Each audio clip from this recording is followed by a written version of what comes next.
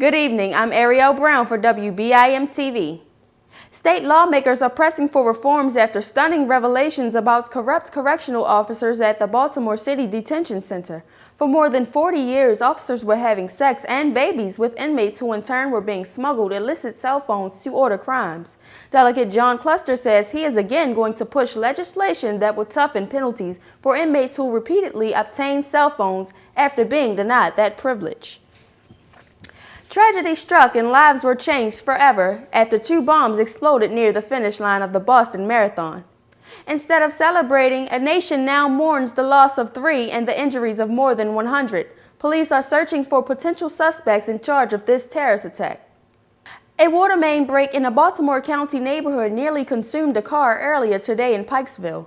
Quincy Bynum was headed to a local store when his car was suddenly swallowed by a growing, gaping hole.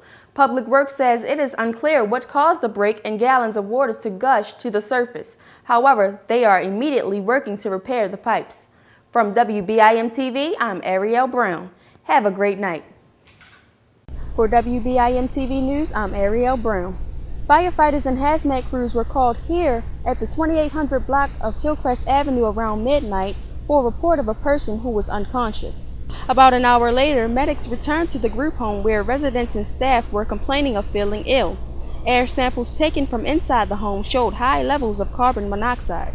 Chemicals used for cleaning or pesticides used by an exterminator could also be the blame. 8 people were hospitalized, with 6 of the 8 taken to shock trauma.